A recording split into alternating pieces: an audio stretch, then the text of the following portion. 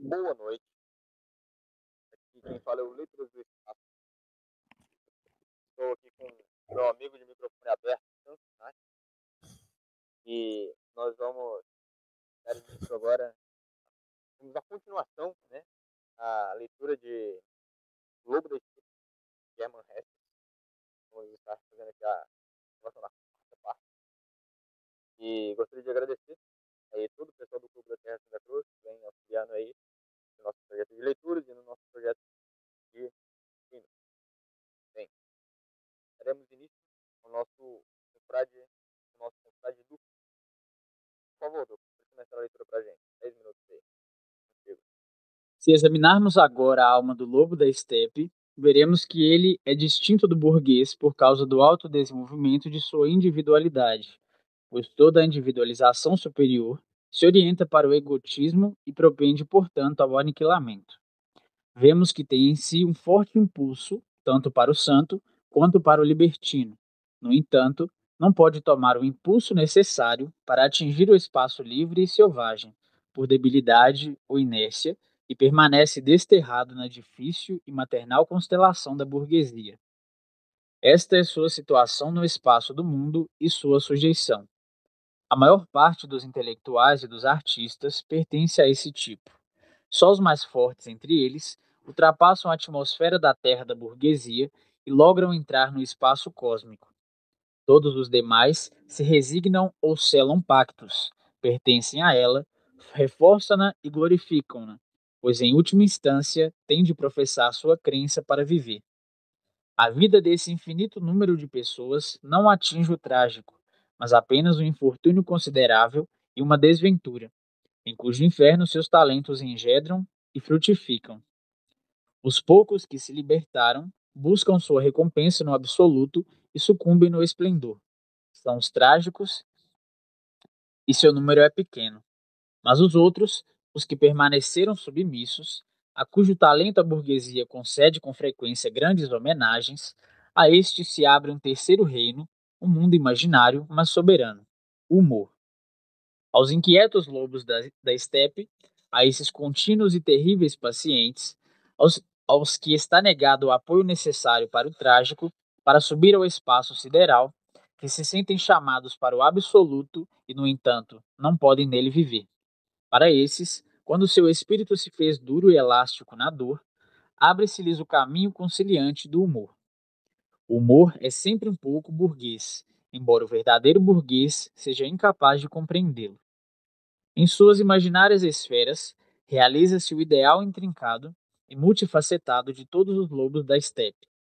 Aqui é possível não apenas celebrar o santo e o libertino ao mesmo tempo e unir um polo ao outro, mas também incluir os burgueses na mesma afirmação. É possível estar-se possuído por Deus e sustentar o pecador, e vice-versa, mas não é possível nem ao santo, nem ao libertino, nem a nenhum outro absoluto, afirmar aquele meio termo fraco e neutro que se chama burguês. Somente o humor, a magnífica descoberta dos que foram detidos em seu voo para o mais alto, dos quase trágicos, dos infelizes superdotados, só o humor, talvez o produto mais genuíno e genual da humanidade, atinge esse impossível e une todos os aspectos da existência humana nos raios de seu prisma. Viver no mundo como se não fosse o mundo, respeitar a lei e, no entanto, colocar-se acima dela, possuir uma coisa como se não a possuísse, renunciar como se não tratasse de uma renúncia, todas essas proposições favoritas. E no caso do lobo da estepe, a quem não faltam faculdades e disposições para tanto, se lograsse, no labirinto de seu inferno, absorver e transpirar essa bebida mágica, então estaria salvo. Ainda lhe falta muito para isso, mas a possibilidade, a esperança existem. Quem o ama, quem se interessa por ele, pode desejar-lhe esta salvação. Ela iria, é verdade, mantê-lo preso ao mundo burguês, mas seu padecimento seria suportável e produtivo.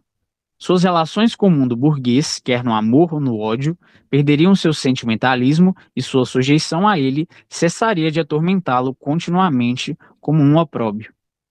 Para alcançar isto, ou para, afinal, ser capaz de tentar o salto no desconhecido, Teria um lobo da estepe de defrontar-se algumas vezes consigo mesmo, olhar profundamente o caos de sua própria alma e chegar à plena consciência de si mesmo.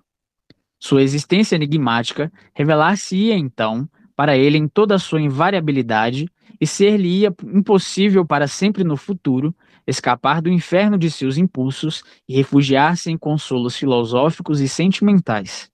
Seria necessário que o homem e o lobo se conhecessem mutualmente sem falsas máscaras sentimentais, que se fitassem nos olhos em toda a sua nudez. Então explodiriam ou se separariam para sempre, de modo que não voltariam a existir lobos da estepe ou chegariam a bons termos à luz nascente do humor.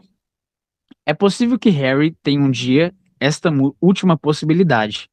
É possível que um dia aprenda a conhecer-se, seja porque receberá nas mãos um dos nossos espelhinhos, seja porque alcance o imortal, ou talvez encontre num dos nossos teatros mágicos aquilo de que necessita para irremediavelmente, para libertar sua alma desgarrada. 1000 possibilidades o esperam, seu destino as atrai irremediavelmente, pois todos esses solitários da burguesia vivem na atmosfera dessas mágicas possibilidades. Basta apenas um nada para que se produza a centelha. E tudo isso é amplamente conhecido pelo lobo da estepe, ainda que seus olhos nunca venham a dar com este fragmento de sua biografia íntima. Ele suspeita e teme a possibilidade de um encontro consigo mesmo, e está cônscio da existência daquele espelho, no qual tem uma necessidade tão amarga de olhar-se e no qual teme mortalmente ver-se refletido. Para terminar nosso estudo, resta esclarecer ainda uma última ficção, um engano fundamental. Todas as interpretações, toda a psicologia, todas as tentativas de tornar as coisas compreensíveis se fazem por meio de teorias, mitologias, de mentiras. E um autor honesto não deveria furtar-se, no fecho de uma exposição, a dissipar essas mentiras dentro do possível. Se digo acima ou abaixo, isso já é uma afirmação que exige um esclarecimento, pois só existem acima e abaixo no pensamento, na abstração. O mundo mesmo não conhece nenhum acima nem abaixo. Da mesma maneira, para ser sucinto, o lobo da estepe também é uma ficção. Se o próprio Harry se sente como homem-lobo e se crê formado por dois seres inimigos e opostos, isso é puramente uma mitologia simplificadora. Harry não é nenhum homem-lobo, e se aceitamos a princípio sua mentira, inventada e acreditada por ele mesmo, e tentamos considerá-lo e explicá-lo dentro da realidade como um ser duplo, como um lobo da estepe, foi porque nos aproveitamos dela para sermos compreendidos mais facilmente. Mentira essa cuja retificação deve ser tentada agora. A divisão em lobo e homem, em impulso e espírito, mediante a qual Harry procura explicar seu destino, é uma grosseira simplificação, uma violentação do real em favor de uma explicação plausível, porém errônea, da desarmonia que este homem encontra em si e que lhe parece a fonte de seus não leves sofrimentos. Harry encontra em si um homem, ou seja, um mundo de pensamentos, de sensações, de cultura, de natureza domada e sublimada, e vê também ao lado de tudo isto um lobo, ou seja, um obscuro mundo de instintos, de selvagerismo e crueldade, de natureza bruta e insublimada. Apesar desta divisão, ao que tudo indica tão clara de seu ser em duas esferas, que são inimigas entre si. De quando em quando, já percebeu que o lobo e o homem, durante algum tempo, vivem reconciliados. Se Harry tentasse estabelecer em cada momento determinado de sua vida, em cada um de seus sentimentos, a parte correspondente neles ao homem e a parte que corresponde ao lobo, acabaria por encontrar-se no dilema, e toda sua bela teoria do homem-lobo cairia por terra. Pois não há um único ser humano, nem mesmo negro primitivo, nem os idiotas, convenientemente simples, que possa ser explicado como a soma de 2 ou 3 elementos principais. E explicar um homem tão complexo quanto Harry, por meio da ingênua divisão em lobo e homem, seria uma tentativa possivelmente infantil. Harry compõe-se não de 2, mas de 100 ou de 1000 seres. Sua vida não oscila, como a vida de cada um dos homens, simplesmente entre dois polos, tais como o corpo e o espírito, o santo e o libertino, mas entre 1000, entre inumeráveis polos. Certo? Muito obrigado, meu caro Dux. Bem, agora estamos aqui com o nosso confrade Sancinati, que irá dar continuação a mais 10 minutos de leitura. Contigo, meu amigo. Boa noite a todos. Boa noite a todos. Vamos agora, eu sou o Sam, e vamos agora continuar a leitura de O Lobo da Estepe. Não devemos surpreender-nos pelo fato de que mesmo um homem tão inteligente e educado quanto Harry possa tomar-se por um lobo da estepe e reduzir a rica e complexa imagem de sua vida a uma fórmula tão simples, tão rudimentar e primitiva. O homem não é capaz de pensar em alta escala, e mesmo o mais espiritual e altamente intelectualizado pode contemplar o mundo e a si próprio através das lentes de fórmulas enganosas e simplistas, especialmente a si próprio. Pois parece ser uma necessidade inata e imperativa de todos os homens imaginarem um próprio ser como unidade. E apesar dessa ilusão sofrer com frequência graves contratempos e terríveis choques, ela sempre se recompõe. O juiz que se senta defronte ao criminoso e o fita no rosto e por um instante reconhece todas as emoções, potencialidades e possibilidades do assassino em sua própria alma de juiz e ouve a voz do assassino como sendo a sua, já no momento seguinte volta a ser uno e indivisível como juiz, volta a encerrar-se na envoltura do seu eu quimérico e cumpre seu dever e condena o assassino à morte. Em algumas almas humanas singularmente dotadas e de percepção sensível se levanta a suspeita de uma composição múltipla, e como ocorre aos gênios, rompem a ilusão da unidade personalística e percebem que o ser se compõe de uma pluralidade de seres como um feixe de eus. E chegam a exprimir essa ideia, então, imediatamente a maioria as prende, chama a ciência em seu exílio, diagnostica a esquizofrenia e protege a humanidade, para que não ouça um grito da verdade dos lábios desses infelizes. Então, para que perder aqui palavras? Por que expressar coisas que todos aqueles que conhecem, que pensam, conhecem por si mesmos, quando sua simples enunciação é uma nota de mau gosto?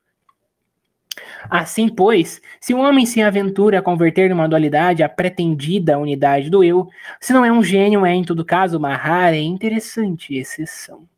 Mas na realidade não há nenhum eu, nem mesmo no mais simples. Não há uma unidade, mas um mundo plural, um pequeno firmamento, um caos de formas, de matizes, de situações, de heranças e possibilidades. Cada indivíduo do lado vive sujeito a considerar esse caos como uma unidade e fala de seu eu como se fora um ente simples, bem formado, claramente definido. E a todos os homens, mesmo aos mais eminentes, esse rude engano parece uma necessidade. Uma exigência da vida como o respirar e o comer. O equívoco reside numa falsa analogia. Todo homem é uno quanto mas não quanto à alma. Também na literatura, mesmo na mais refinada, encontramos esse conceito habitual em personagens aparentemente unas, aparentemente uniformes. No teatro de hoje, o que mais aprecia a gente de ofício, os conhecedores, é o drama, e com razão, pois oferece, ou oferecia, as maiores possibilidades para a representação do eu como uma pluralidade. Se a isso não se deve, senão ao pôr em brutal impressão da unidade que nos dá em cada pessoa isolada do drama, ao levar encerrada, sem resistência, essa pluralidade num corpo simples, uniforme e isolado. Também apreciam muito a ingênua estética do chamado drama de caráter, no qual cada figura se apresenta como uma unidade muito característica e isolada. Só de longe, pouco a pouco, começa a despertar em alguns a suspeita de que tudo isso não passa de uma razoável estética superficial, de que nos equivocaremos se aplicarmos aos nossos grandes dramaturgos a magnífica ideia de beleza dos antigos, pois essa não é congênita a nós, mas simplesmente intuída, e é nela, na fonte comum dos corpos visíveis, que se encontra exatamente a ficção do ego, da personalidade. Nas obras da Índia antiga, esta concepção é completamente desconhecida. Os heróis da epopeia indica não são pessoas, mas aglomerados de pessoas, conjuntos de reencarnações. Em nosso mundo moderno, há obras em que, por trás do véu do jogo, das pessoas e caracteres, tentou-se apresentar uma pluralidade de almas, não de todo inconsciente para o autor. Quem queira comprovar se isso deve decidir-se a considerar uma vez as figuras de uma obra semelhante, não como seres individuais, mas como partes, como facetas, como aspectos diversos de uma suprema unidade, que para mim é a alma do poeta. Quem examinar deste modo Fausto, Mefistófeles, Wagner e demais significarão para ele uma unidade uma super pessoa. E só nessa suprema unidade e não nas figuras isoladas estará refletindo algo da verdadeira essência da alma.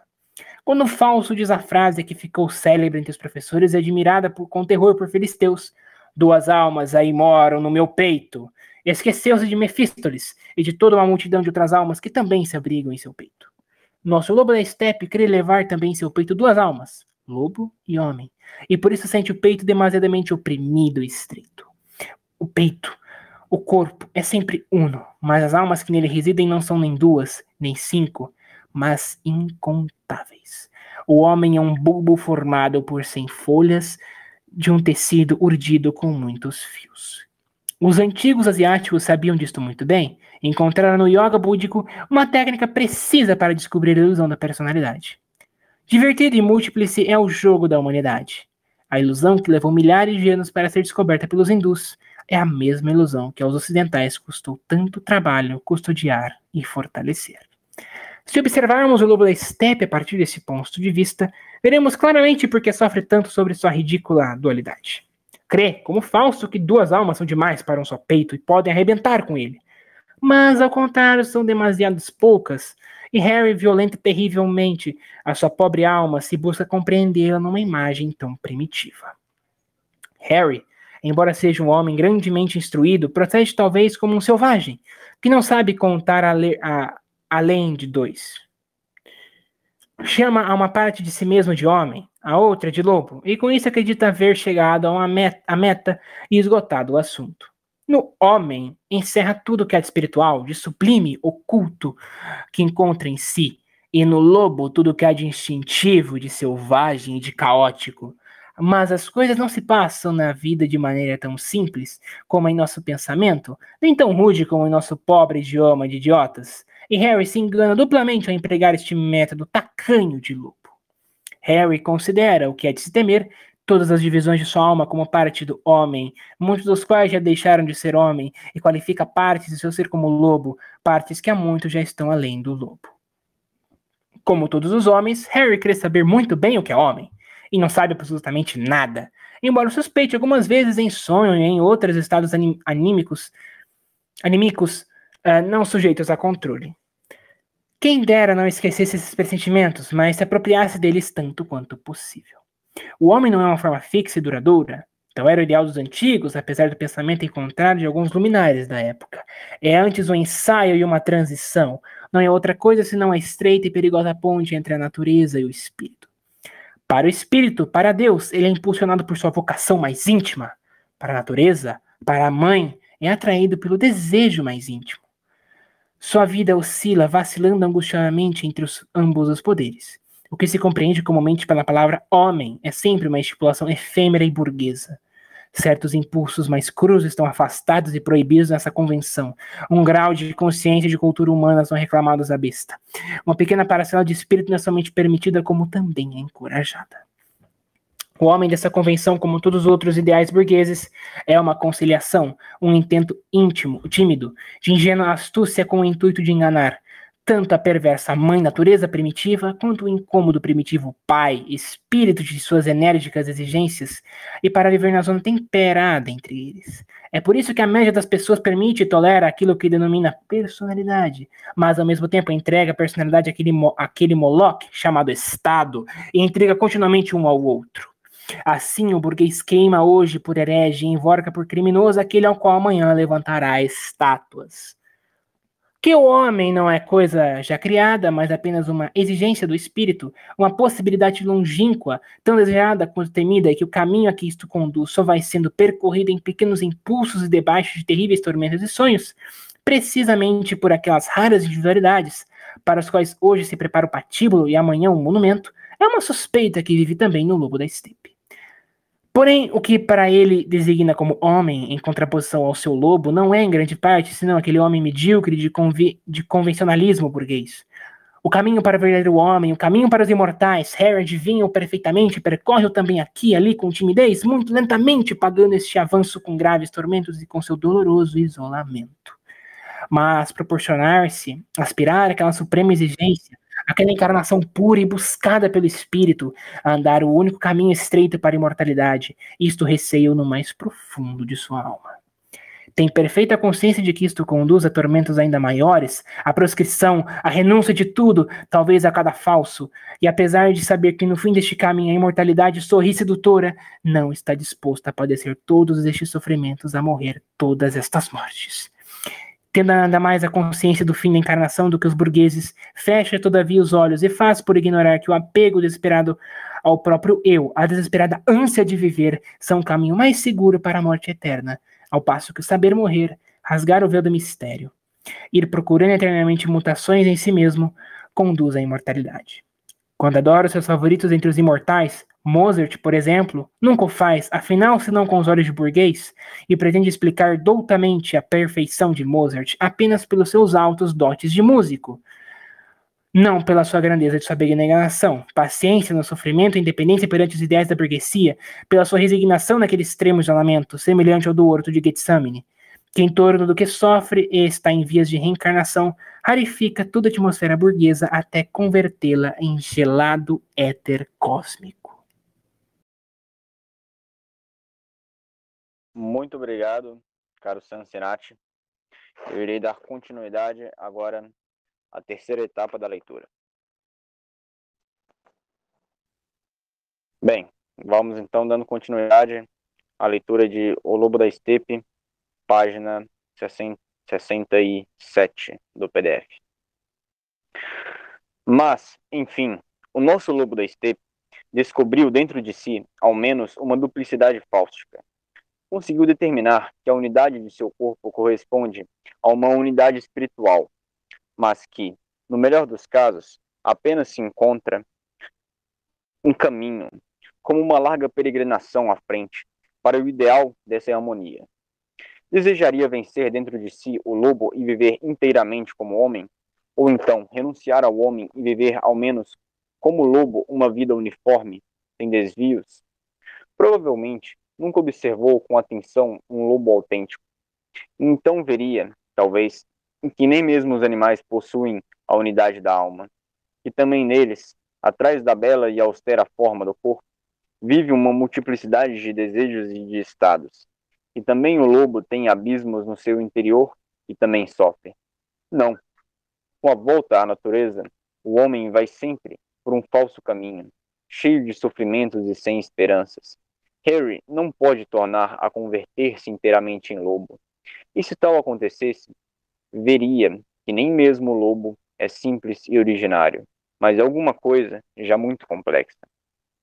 Também o lobo tem duas e mais de duas almas dentro do peito. E quem deseja ser um lobo incorre na mesma ignorância do homem da canção. Feliz quem voltasse a ser criança. O homem simpático, mas sentimental, que entoa a canção do menino ditoso, desejaria também voltar à natureza, à inocência, ao princípio, mas esqueceu que nem mesmo as crianças são felizes, e sim suscetíveis de muitos conflitos, de muitas desarmonias, de todos os sofrimentos. Para trás não conduz a nenhum caminho, nem para o lobo, nem para a criança. No princípio das coisas, não há simplicidade nem inocência. Tudo o que foi criado, até o que mais parece simples, já é culpável, já é complexo. Foi lançado ao sujo torvelinho do desenvolvimento e já não poderá nunca mais nadar contra a corrente. O caminho para a inocência, para o incriado, para Deus, não se dirige para trás, mas sim para diante, não para o lobo ou a criança, mas cada vez mais para a culpa, cada vez mais fundamentalmente dentro da encarnação humana. Nem mesmo com o suicídio, pobre lobo da estepe, te livrarás realmente das dificuldades. Tem de percorrer o caminho mais largo, mais penoso e mais difícil da humana encarnação. Frequentemente terás de multiplicar a tua multiplicidade, complicar ainda mais a tua complexidade. Em vez de reduzir o teu mundo, de simplificar a tua alma, terás de recolher cada vez mais mundo, de recolher no futuro o mundo inteiro na tua alma dolorosamente dilatada, para chegar, talvez, algum dia, ao fim, ao descanso. O mesmo caminho foi percorrido por Buda e todos os grandes homens. uns conscientes, outros inconscientemente, na medida em que a fortuna favorecia a sua busca. Nascimento significa desunião do todo, limitação, afastamento de Deus, penosa reencarnação. Volta ao todo, anulação da dolorosa individualidade, chegar a ser Deus, quer dizer, ter dilatado a alma de tal forma que se torne possível voltar a conter novamente o todo. Não se trata aqui do homem conhecido das escolas, da economia política ou da estatística, nem do homem que aos milhões anda pela rua e não tem mais importância do que a areia ou a espuma dos mares. Pouco adiantam alguns milhões a mais ou a menos. São material e nada mais. Não. Nós falamos aqui do homem no sentido elevado do termo, do largo caminho da encarnação humana, do homem verdadeiramente real, dos imortais. O gênio não é tão raro como, em geral, nos parece, nem tão frequente como pretendem as histórias literárias, a história universal e até mesmo os jornais. O lobo da estepe, Harry, segundo nossa opinião, seria gênio bastante para intentar a aventura da encarnação humana, sem necessidade de trazer confrontação. Lamentavelmente, a cada dificuldade, o seu estúpido lobo da estepe. E tão estranho e entristecedor que homens de tais possibilidades surjam como lobos da estepe e, com duas almas aí, e que mostrem tamanha afeição covarde ao burguês. Um homem capaz de compreender Buda, um homem que tem noção dos céus e dos abismos da natureza humana, não deveria viver num meio em que dominam o senso comum, a democracia e a educação burguesa. Só por cobardia continuou a viver nele. E quando suas dimensões o oprimem, quando a estreita cela do burguês se torna demasiado apertada, ele atribui tudo isso ao lobo.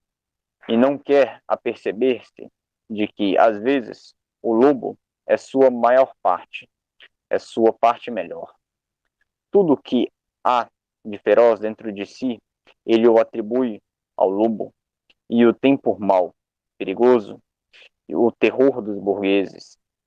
Mas ele que, no entanto, se acredita um artista e supõe ter sensibilidade, não é capaz de ver que fora o lobo, atrás do lobo, vivem no seu interior muitas outras coisas, que nem tudo o que morde é lobo. Dentro de si habitam também a raposa, o dragão, o tigre, o macaco e a ave do paraíso, e que todo este mundo é um Éden cheio de milhares de seres, formosos e terríveis, grandes e pequenos, fortes e delicados, um mundo asfixiado e cercado pelo mito do lobo. Tanto como o verdadeiro homem nele é asfixiado e preso apenas pela sua aparência de homem, pelo burguês. Imagina-se um jardim de 100 espécies de árvores, com 1000 variedades de flores, com 100 espécies de frutas e outros tantos gêneros de ervas. Pois bem, se o jardineiro que cuida desse jardim não conhece outra diferenciação botânica, além do joio e do trigo, então não saberá o que fazer com a 9/10 partes do seu jardim. Arrancará as flores mais encantadoras, cortará as árvores mais nobres, ou pelo menos ter-lhes-á ódio, e as olhará com maus olhos. Assim faz o lobo da estepe com as 1000 flores de sua alma. O que não está compreendido na designação pura e simples de lobo ou de homem, nem sequer merece a sua atenção. E quantas qualidades ele empresta ao homem? Tudo o que é covarde, símil, estúpido, mesquinho, desde que não seja muito, diretamente lupino, ele o atribui ao homem, assim como atribui ao lobo tudo que é forte e nobre, só porque não conseguiu ainda dominá-lo. Despedimo-nos de Harry, deixamos que continue o seu caminho.